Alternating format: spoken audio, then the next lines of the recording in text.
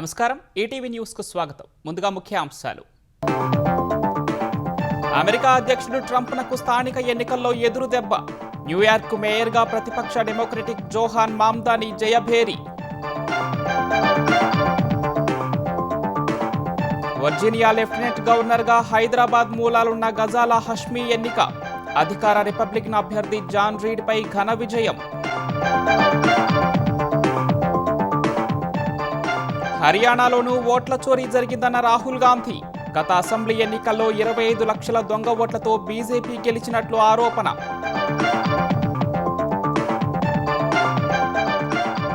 జూబ్లీహిల్స్లో ఇంటింటికి నేతల ప్రచారం. అధికారంలో ఉండగా చేసిన అభివృద్ధిని వివరిస్తున్న బీఆర్ఎస్, మార్పు కోసం ఓటేయాలన్న బీజేపీ. ఆంధ్రప్రదేశ్లో ఒకేసారి 120 సబ్ రిజిస్ట్రార్ కార్యాలయాలపై ఏసీబీ సోదాలు. అన్ని చోట్ల గేట్లు వేసి తనిఖీలు చేస్తున్న అధికారులు. జగన్ పర్యటనలో నిబంధనలు ఉల్లంఘించిన వైసీపీ నేతలపై కేసులు. పామర్రు మాజీ ఎమ్మెల్యే కైలే అనిల్ పైన నమోదు చేసిన పోలీసులు. ఉత్తరప్రదేశ్ మీర్జాపూర్ రైల్వే స్టేషన్లో ఘోర ప్రమాదం. పట్టాలు దాటుతున్న ప్రయాణికులను ఢీకొట్టిన రైలు, 6 దుర్మరణం.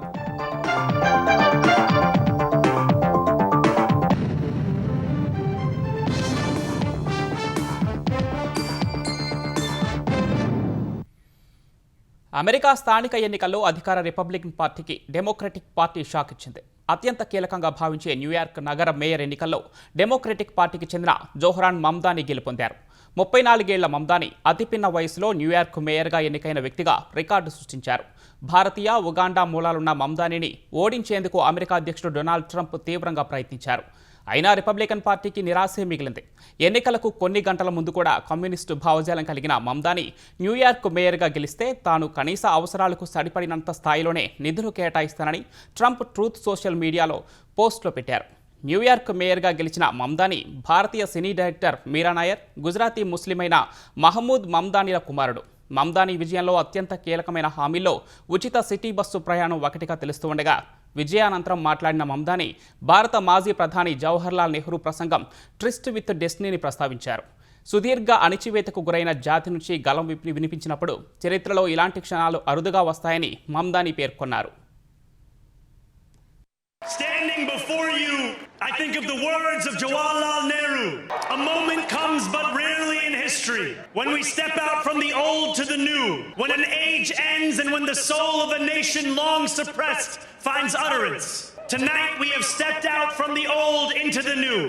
So let us speak now with clarity and conviction that cannot be misunderstood about what this new age will deliver and for whom. Virginia lieutenant governor పదవిని భారత్ సంతతికి చెందిన గజాలా హష్మీ కైవసం చేసుకున్నారు. అమెరికా స్థానిక ఎన్నికల్లో డెమోక్రటిక్ పార్టీకి చెందిన హష్మీ రిపబ్లికన్ అభ్యర్థి జాన్ రీడ్ పై ఘన విజయం సాధించారు. వర్జీనియా సెనేట్లో పనిచేసిన తొలి ముస్లిం, తొలి దక్షిణాసియా అమెరికన్ మహిళగా ఇప్పటికే చరిత్ర సృష్టించిన గజాలా హష్మీ అమెరికా రాష్ట్రాల్లో లెఫ్టినెంట్ గవర్నర్ పదవికి ఎన్నికైన తొలి ముస్లిం మహిళగా మరో సరికొత్త రికార్డు సృష్టించారు.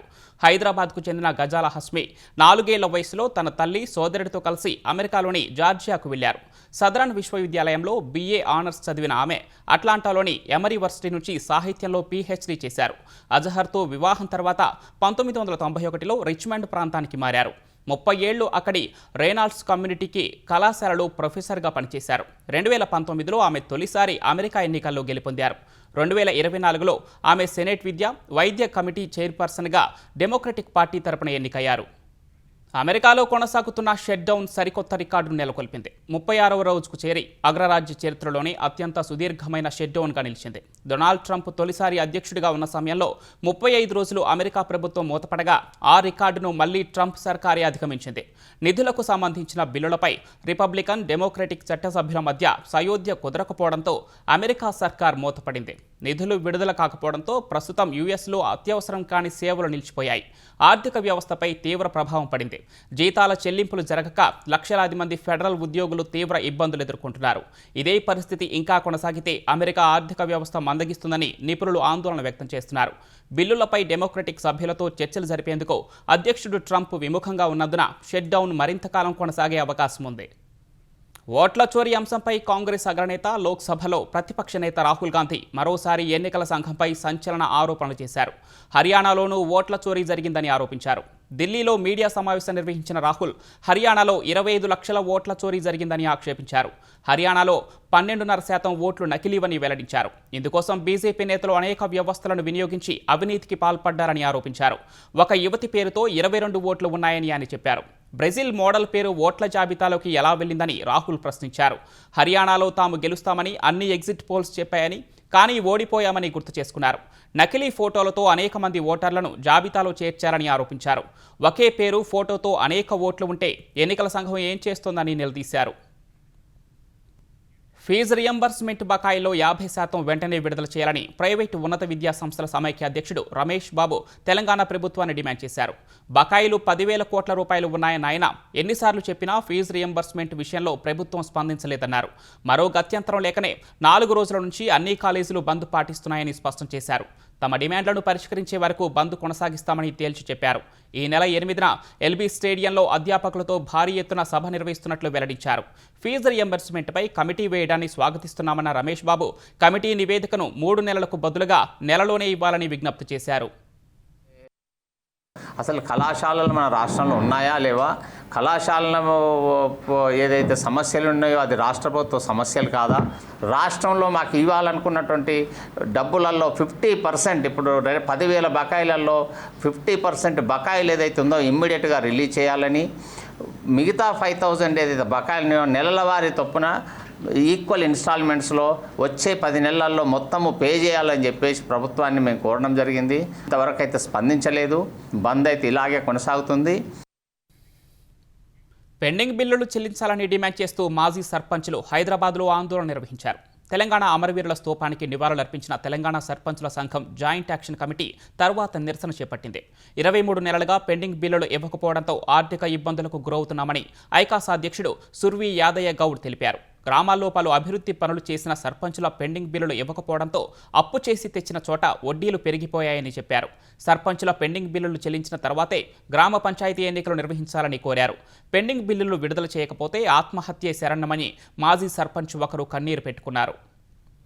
చిన్న కాంట్రాక్ట్లు చేసుకుంటా బస్తా ఉన్నాను. 2 సంవత్సరాల నుంచి 50 లక్షలు పెట్టుబడి పెట్టినా ఇంతవరకు ₹1 వస్తలేదు. ప్రాబ్లం వచ్చే ఇట్లా హాస్పిటల్ చూపించుకుంటాను. ఇట్లా నా దగ్గర డబ్బులు లేవు. నా పరిస్థితి ఘోరంగా ఉన్నది. నాకు రిలీజ్ చేయాలని చెప్పేసి ప్రభుత్వాన్ని కోరుతా ఉన్నాను. 2 రోజులు కలెక్టర్ ఆఫీస్ ముంగడ 3 రోజులు ధర్నా చేసిన, ఎవరు పట్టించుకునే దాని లేవుట్ అయిపోయింది. నేను కలెక్టర్ గారు ఆ రోజు పిలిపించి పిల్లల్ని అయితే స్కూల్ పంపిమని కలెక్టర్ గారు స్కూల్ ఫోన్ చేసి చెప్పిండు. ఆ స్కూల్ ఫీజు కట్టగా బయటకు వెళ్ళగొడితే కలెక్టర్ గారు ఫోన్ చేసి పంపించిండు. ఇప్పుడు నా పరిస్థితి ఘోరమైన పరిస్థితి ఉంది.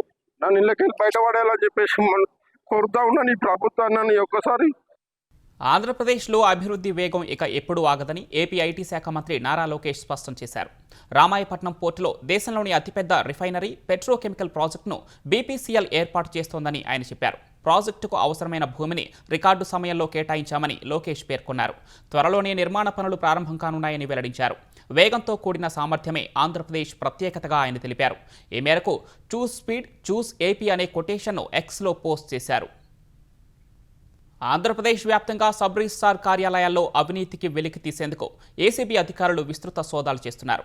మొత్తంగా ఏపీలో 120 చోట్ల ఏకకాలంలో సోదాలు చేపట్టారు. సబ్ రిజిస్ట్రేషన్ కార్యాలయాల్లోని దస్తావేజులను తనిఖీ చేస్తున్నారు.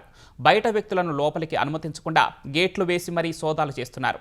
ఈ నేపథ్యంలో సబ్ రిజిస్ట్రార్ కార్యాలయాల వద్ద ఉన్న నోటరీ, దస్తావేజుల రైటర్లు తమ కార్యాలయాలకు తాళాలు వేసుకుని వెళ్లిపోయారు. ఎన్టీఆర్ జిల్లా ఇబ్రహీంపట్నం, పల్నాడు జిల్లా నర్సరావుపేట, ఒంగోలు, విశాఖలోని మధురవాడ, పెదగంట్యాడ సబ్ రిజిస్ట్రార్ కార్యాలయాల్లోనూ ఉదయం నుంచి సోదాలు సాగుతున్నాయి. సత్యసాయి జిల్లా చిలమత్తూరు, రాజంపేట తదితర ప్రాంతాల్లోని సబ్ రిజిస్ట్రార్ కార్యాలయాల్లోనూ తనిఖీలు కొనసాగుతున్నాయి.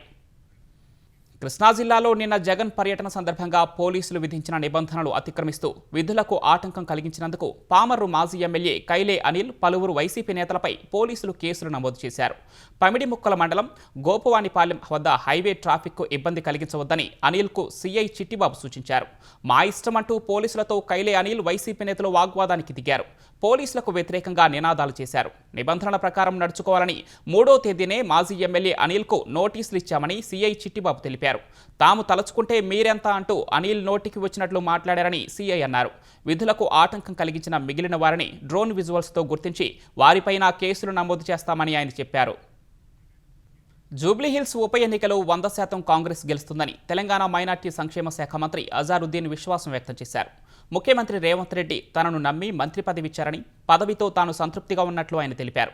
గాంధీభవన్లో మాజీ మంత్రి షబ్బీర్ అలీతో కలిసి మాట్లాడిన అజారుద్దీన్ జూబ్లీహిల్స్లో 10 ఏళ్లలో బీఆర్ఎస్ పార్టీ చేసింది శూన్యమని విమర్శించారు. జూబ్లీహిల్స్ ఉప ఎన్నికలో ప్రజలందరూ నవీన్ యాదవ్ను భారీ మెజార్టీతో గెలిపించాలని మంత్రి కోరారు.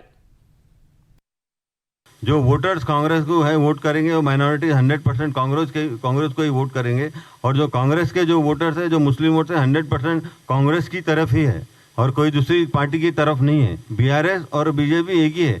अगर आप बीआरएस को वोट डालेंगे तो बीजेपी को डाले वैसा है, क्योंकि अगर आप देखेंगे जो कैंपेन जो हो रहा है अभी जुबलीज में कई साल से जब से बीजेपी लोग ने उनका टिकट अनाउंस किया है तो कोई कैंपेन ही बीजेपी वालों का कोई कैंपेन ही नहीं दिख रहा है। मैं इतने बार जाता हूँ तो कोई दिखता ही नहीं था। जब मेरे कैंपेन में जब मैं इलेक्शन लड़ रहा था हर गली में बीजेपी वाले लड़ रहे थे। मेरे को आज वो नहीं दिख रहा है। जनरल इलेक्शन भी हुआ उसमें भी देखिए 8 सीट बीजेपी को है, बीआरएस को एक भी सीट नहीं है। तो ये कॉम्प्रोमाइजिंग जो चलता है ना वही चल रहा है और दूसरा कोई वो मुझे नहीं दिखता है। జూబ్లీహిల్స్ నియోజకవర్గానికి కాంగ్రెస్ ఏం చేస్తుందో చెప్పకుండా ముఖ్యమంత్రి రేవంత్ రెడ్డి ప్రజలను తప్పుదోవ పట్టిస్తున్నారని కేంద్ర మంత్రి కిషన్ రెడ్డి విమర్శించారు. తమకు బీఆర్ఎస్కు మధ్య ఎలాంటి అవగాహన లేదని ఆయన తేల్చి చెప్పారు. జూబ్లీహిల్స్ ఉప ఎన్నిక ప్రచారంలో భాగంగా యూసఫ్గూడ డివిజన్ వెంకటగిరిలో కిషన్ రెడ్డి పాదయాత్ర నిర్వహించారు. ఇంటింటికి వెళ్లి బీజేపీ అభ్యర్థి లంకల దీపక్ రెడ్డిని గెలిపించాలని ఓటర్లను కోరారు. తెలంగాణలో మార్పు మొదలైందన్న కిషన్ రెడ్డి అది జూబ్లీహిల్స్లో కనిపిస్తుందన్నారు. కాంగ్రెస్ పార్టీ మంత్రివర్గంలో ఢిల్లీలో కేసీఆర్ మంత్రిగా ఉన్నాడు. ఇక్కడ కాంగ్రెస్ పార్టీ మంత్రివర్గంలో కూడా బీఆర్ఎస్ నాయకులు మంత్రిగా ఉన్నారు. మేము ఎప్పుడు కూడా బీఆర్ఎస్ తో సంబంధాలు లేవు. సంజయ్ చెప్పుకోవాల్సిన అవసరం లేదు. ఇక్కడ మజ్లిస్ పార్టీ కాంగ్రెస్ పార్టీ అభ్యర్థున్నాడు, ఆయన గురించి ప్రజలకు తెలుసు. బీఆర్ఎస్ పార్టీ ఈ రోజు కూడా ప్రజల మధ్యకు రాలేదు. గెలిచినా ఓడినా మళ్ళీ కనిపించదు. కాబట్టి నిజంగా గత అనేక సంవత్సరాలుగా తెలుగుదేశంలో ఉన్నప్పటి నుంచి ఈ రోజు వరకు కూడా మరి ఏ రకంగా ప్రజల మధ్యలో ఉండి పనిచేస్తున్నటువంటి వ్యక్తి, నీచి నిజాయితీతో కూడుకున్నటువంటి వ్యక్తి, అనేక ఉద్యమాలు చేసి మరి ప్రజల కోసం జైలుకి వెళ్ళినటువంటి వ్యక్తి, అలాంటి వ్యక్తిని గెలిపించాల్సిందిగా కోరుతున్నాను. జూబ్లీహిల్స్లో బీఆర్ఎస్ అభ్యర్థి మాకంటి సునీత గెలుపు కోసం ఆ పార్టీ నాయకులు ప్రచారం కొనసాగిస్తున్నారు. మధురానగర్లో బూత్ల వారీగా మాజీ మంత్రి ఎర్రబెల్లి దయాకర్ రావు ప్రచారం చేశారు. తొలుత బీఆర్ఎస్ పార్టీ నాయకులతో సమీక్షా సమావేశం నిర్వహించిన ఆయన తర్వాత ఇంటింటికి ప్రచారంలో పాల్గొన్నారు. గత బీఆర్ఎస్ ప్రభుత్వం హయాంలో చేసిన అభివృద్ధిని ఓటర్లకు వివరించారు.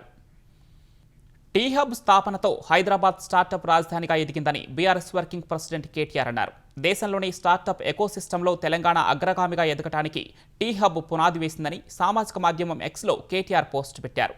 టీ హబ్ స్థాపన దినోత్సవాన్ని పురస్కరించుకొని ఈ పోస్టు పెట్టిన కేటీఆర్ నాటి సీఎం కేసీఆర్ దూరదృష్టితో సమగ్ర ఆవిష్కరణల వ్యవస్థను నిర్మించినట్లు వివరించారు.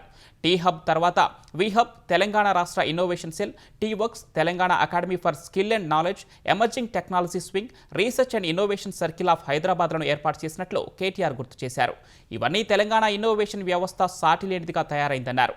టీ హబ్ ఏర్పాటు రోజున రతన్ టాటా టీ హబ్ ఆధునిక భారతదేశ ముఖచిత్రంగా నిలుస్తుందని చెప్పిన మాటలు ఇప్పటికీ గుర్తున్నాయని, ఇదే ఇప్పుడు నిజమైందని కేటీఆర్ తన పోస్టులో పేర్కొన్నారు. రైతుల పరామర్శ పేరుతో జగన్ దండయాత్ర చేశారని తెలుగుదేశం నాయకుడు బుద్దా వెంకన్న విమర్శించారు.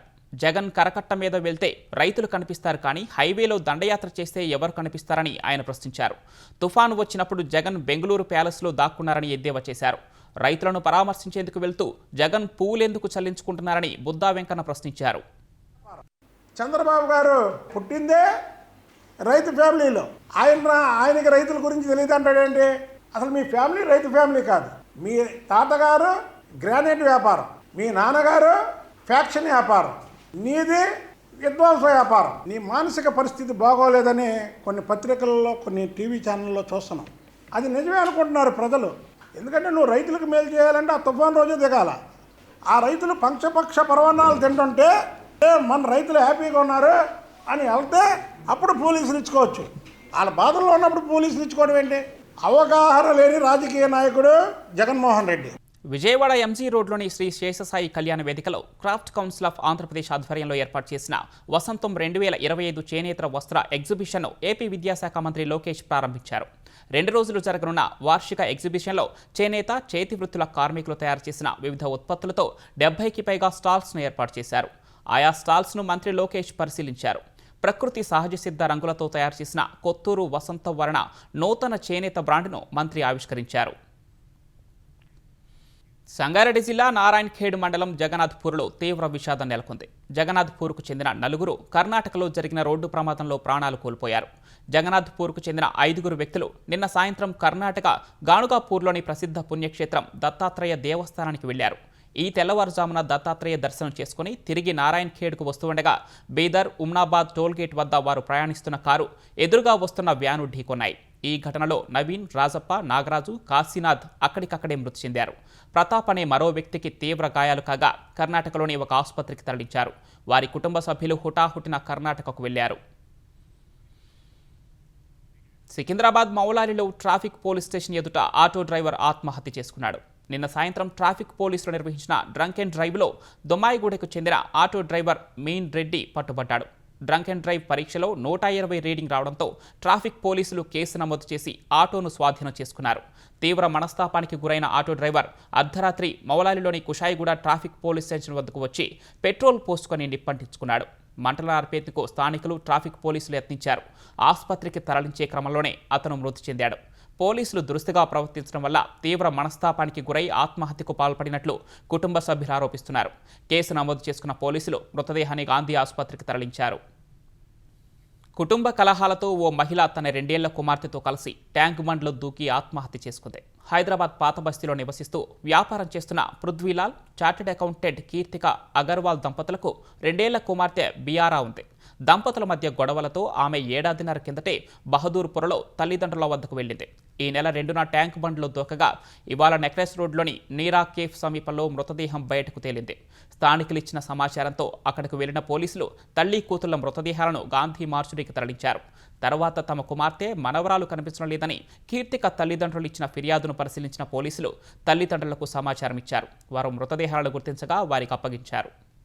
అంబేద్కర్ కోనసీమ జిల్లా రామచంద్రాపురంలో 10 ఏళ్ల చిన్నారి మృతి కలకలు రేపింది. ఓ ప్రైవేటు పాఠశాలలో 5వ తరగతి చదువుతున్న బాలిక నిన్న సాయంత్రం పాఠశాల నుంచి రాగానే ఇంట్లోని గదిలో చున్నీతో ఉరేసుకున్నట్లు పోలీసులకు ఫిర్యాదు అందింది. బాలిక తల్లి కాకినాడలోని సొంతింటికి వెళ్లి వచ్చేసరికి లోపల గడియ పెట్టుకుని ఉంది. ఎన్ని మార్లు పిలిచినా తీయనందున స్థానికుల సహకారంతో తలుపు తెరిచారు. అప్పటికే ఫ్యాన్కు వేలాడుతున్న బాలికను చూసి బోరున విలపించారు. రామచంద్రపురం ఏరియా ఆసుపత్రికి తరలించగా అప్పటికే చనిపోయినట్లు వైద్యులు తెలిపారు. పోలీసులు కేసు నమోదు చేశారు. 5వ తరగతి బాలిక సీలింగ్ ఫ్యాన్కు ఎలా ఉరివేసుకుందనే కోణంలో విచారణ జరుపుతున్నారు. ఫిలిప్పీన్స్లో కల్మేగి తుపాను విధ్వంసంలో మృతుల సంఖ్య 66కు పెరిగింది. 10ల సంఖ్యలో గాయపడగా వారికి ఆసుపత్రిలో చికిత్సను అందిస్తున్నారు. వరదల్లో గల్లంతైన 13 మంది కోసం సహాయక చర్యలు కొనసాగుతున్నాయి. తుపాను ధాటికి చాలా ప్రాంతాలను వరదలు ముంచెత్తాయి. అధిక సంఖ్యలో వాహనాలు నీట మునిగాయి. తుపాను ప్రభావిత ప్రాంతాల్లో సహాయక చర్యల కోసం వెళ్లిన ఫిలిప్పీన్స్ వాయుసేన హెలికాప్టర్ కుప్పకూలింది. ఈ ప్రమాదంలో 6 సిబ్బంది మృతి చెందారు. తుపాను నేపథ్యంలో ప్రభుత్వం ముందు జాగ్రత్తగా సుమారు 4 లక్షల మందిని సురక్షిత ప్రాంతాలకు తరలించింది. 186 దేశీయ విమాన సర్వీసులు రద్దయ్యాయి. అమెరికాలో విమాన ప్రమాదం చోటు చేసుకుంది. కెంటకీ రాష్ట్రంలో టేకాఫ్ అవుతున్న కార్గో విమానం కుప్పకూలి 7 మృతి చెందారు. పలువురు గాయపడ్డారు. లూయిస్ విల్లేలోని మహమ్మద్ అలీ అంతర్జాతీయ విమానాశ్రయం నుంచి హనోలులకు వెళ్లేందుకు టేకాఫ్ అయిన విమానం రెక్క భాగంలో తొలుత మంటలు చెలరేగాయి. అనంతరం సెకన్ల వ్యవధిలోనే రక్షణ గోడను ఢీకొట్టి ఒక్కసారిగా పేలిపోయింది. ప్రమాదం ధాటికి అగ్నికీలలు భారీగా వ్యాపించాయి. పోలీసులు, అగ్నిమాపక సిబ్బంది ఘటనా స్థలికి చేరుకొని మంటలు నార్పారు. ఈ ఘటనలో మృతుల సంఖ్య పెరిగే అవకాశం ఉందని కెంటకీ గవర్నర్ తెలిపారు.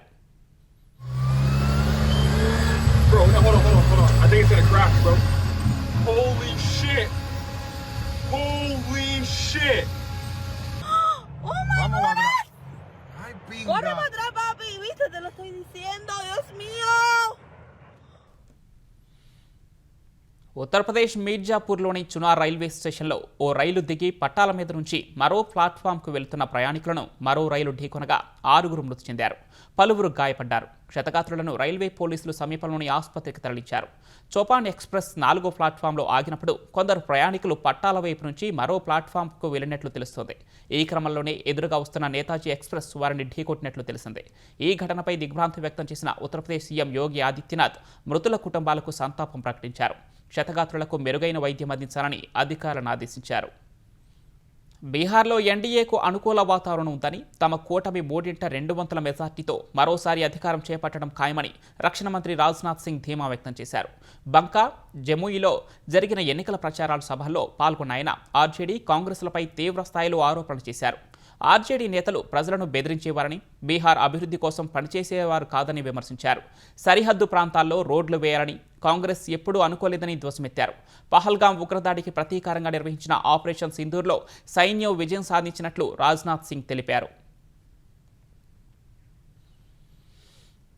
ఛత్తీస్గఢ్లో గూడ్స్ రైలును ప్యాసింజర్ రైలు వెనుక నుంచి ఢీకొట్టిన ఘటనలో మృతుల సంఖ్య 11కు పెరిగింది. మరో 20 మంది క్షతగాత్రులకు సమీప ఆసుపత్రుల్లో చికిత్సను అందిస్తున్నారు. గటోరా, బిలాస్పూర్ రైల్వే స్టేషన్ల మధ్యలో ఉన్న లాల్ఖండ్ గ్రామ సమీపంలో మంగళవారం సాయంత్రం సరుకు రవాణా రైలును వెనుక నుంచి ప్యాసింజర్ రైలు ఢీకొట్టింది. ఈ ధాటికి ప్యాసింజర్ రైలు ఇంజిన్ ఉన్న బోగి గూడ్స్ రైలు వ్యాగన్ పైకి ఎక్కింది. రైల్వే అధికారులు, సిబ్బంది ఘటనాస్థలికి చేరుకుని క్షతగాత్రులను సమీప ఆసుపత్రులకు తరలించారు. మృతుల కుటుంబాలకు 10 లక్షలు, తీవ్రంగా గాయపడిన వారికి 5 లక్షల పరిహారాన్ని రైల్వే శాఖ ప్రకటించింది. స్వల్పంగా గాయపడిన వారికి 1 లక్ష చొప్పున ఇస్తామని పేర్కొంది. తమిళనాడు తిరువన్నామలై జిల్లాలోని కోవిలూరు గ్రామంలో రాజగోపురం పునరాభివృద్ధి పనులు చేస్తూ ఉండగా 103 పురాతన బంగారు నాణేలు బయటపడ్డాయి. శిథిలావస్థకు చేరుకున్న ఈ గుడిని పునరుద్ధరించేందుకు తమిళనాడు ప్రభుత్వం 2,49,00,000 రూపాయలు కేటాయించింది. గర్భగుడిలో పనులు చేపట్టేందుకు గుంత తవ్వగా చిన్న మట్టి కుండ బయటపడింది. అందులో 103 పురాతన బంగారు నాణేలు లభించాయి. ఈ సమాచారం అందుకున్న దేవాదాయ శాఖ సహాయ కమిషనర్ షణ్ముగ సుందరం నాణేలను స్వాధీనం చేసుకుని కార్యనిర్వహణాధికారికి అప్పగించారు. నాణేలు ఏ కాలానికి చెందినవో తేల్చేందుకు అధికారులు పరిశోధన చేపట్టారు. ఈ ఆలయం 3వ రాజరాజ చోళుడి కాలంలో నిర్మించినట్లు తెలుస్తోంది. జమ్మూ కాశ్మీర్లోని కిష్త్వాడ్ జిల్లాలో భద్రతా దళాలకు ఉగ్రవాదులకు మధ్య భీకర ఎన్కౌంటర్ జరుగుతోంది. ఉగ్రవాదులను చుట్టుముట్టిన భద్రతా దళాలు వారిపై కాల్పులు జరుపుతున్నట్లు తెలుస్తోంది. కిష్త్వాడ్ జిల్లాలోని చత్రూ ప్రాంతంలో ఉగ్రవాదులు దాక్కున్నట్లు సమాచారం అందుకున్న భద్రతా బలగాలు జమ్మూ కాశ్మీర్ పోలీసులతో కలిసి ఆపరేషన్ చత్రూ పేరిట తనిఖీలు నిర్వహించాయి. ఈ క్రమంలో ఓ చోట ముష్కరులు తారసపడి కాల్పులు జరిపారు. అప్రమత్తమైన భద్రతా దళాలు ఎదురు కాల్పులు జరిపాయి. ఉదయం నుంచి ఎన్కౌంటర్ జరుగుతున్నట్లు సంబంధిత వర్గాలు తెలిపాయి. మద్యం కేసులోనూ జగన్ ముద్దాయి కాబోతున్నారని జమ్మలమడుగు ఎమ్మెల్యే ఆదినారాయణ రెడ్డి అన్నారు. జగన్ దంపతులు అరాచకాలకు పాల్పడుతున్నారంటూ తీవ్ర స్థాయిలో విరుచుకుపడ్డారు. రాష్ట్రంలో రోజురోజుకి కూటమి బలం పెరుగుతుంటే జగన్ బలం తగ్గుతోందని వెల్లడించారు. మొన్నటి పులివెందుల ఎన్నికల్లోనూ వైసీపీ బలం బాగా తగ్గిపోయిందన్నారు. జగన్ ప్రభుత్వ ఉద్యోగులకు అనేక హామీలు ఇచ్చినప్పటికీ ఒక్కటి అమలు చేయలేదని విమర్శించారు. కూటమి ప్రభుత్వం వచ్చాకనే ఉద్యోగుల సమస్యలన్నీ పరిష్కరిస్తోందని ఆదినారాయణ రెడ్డి స్పష్టం చేశారు. నకిలీ మద్యం కేసును సీబీఐకి అప్పగించాలని కోరుతూ జోగి రమేష్ హైకోర్టులో పిటిషన్ దాఖలు చేశారు. నకిలీ మద్యం తయారీ, సరఫరాకు సంబంధించి అన్నమయ్య జిల్లా ములకల చెరువు, విజయవాడ, భవానీపురం పోలీస్ స్టేషన్లలో కేసులు నమోదయ్యాయి. కేసుల దర్యాప్తును సీబీఐకి బదిలీ చేయాలని కోరుతూ వైసీపీ నేత జోగి రమేష్ దాఖలు చేసిన పిటిషన్పై హైకోర్టులో విచారణ జరిగింది. వ్యాజ్యం దాఖలు అనంతరం జరిగిన ఘటనలు, వివరాలతో అదనపు అఫిడవిట్ వేసేందుకు అనుమతించాలని పిటిషనర్ కోరారు. తదుపరి విచారణను హైకోర్టు నవంబర్ 12కు వాయిదా వేసింది. ముఖ్యాంశాలు మరొకసారి. అమెరికా అధ్యక్షుడు ట్రంప్నకు స్థానిక ఎన్నికల్లో ఎదురు దెబ్బ. న్యూయార్క్ మేయర్గా ప్రతిపక్ష democratic జోహాన్ Mamdani Jayabheri. Virginia lieutenant గవర్నర్గా హైదరాబాద్ మూలాలున్న గజాలా హష్మీ ఎన్నిక. అధికార రిపబ్లికన్ అభ్యర్థి జాన్ రీడ్పై ఘన విజయం. హర్యానాలోనూ ఓట్ల చోరీ జరిగిందన్న రాహుల్ గాంధీ. గత అసెంబ్లీ ఎన్నికల్లో 25 లక్షల దొంగ ఓట్లతో బీజేపీ గెలిచినట్లు ఆరోపణ. జూబ్లీహిల్స్లో ఇంటింటికి నేతల ప్రచారం. అధికారంలో ఉండగా చేసిన అభివృద్ధిని వివరిస్తున్న బీఆర్ఎస్, మార్పు కోసం ఓటేయాలన్న బీజేపీ. ఆంధ్రప్రదేశ్లో ఒకేసారి 120 సబ్ రిజిస్ట్రార్ కార్యాలయాలపై ఏసీబీ సోదాలు. అన్ని చోట్ల గేట్లు వేసి తనిఖీలు చేస్తున్న అధికారులు. జగన్ పర్యటనలో నిబంధనలు ఉల్లంఘించిన వైసీపీ నేతలపై కేసులు. పామర్రు మాజీ ఎమ్మెల్యే కైలే అనిల్ పైన నమోదు చేసిన పోలీసులు. ఉత్తరప్రదేశ్ మీర్జాపూర్ రైలు స్టేషన్లో ఘోర ప్రమాదం. పట్టాలు దాటుతున్న ప్రయాణికులను ఢీకొట్టిన రైలు, 6 దుర్మరణం.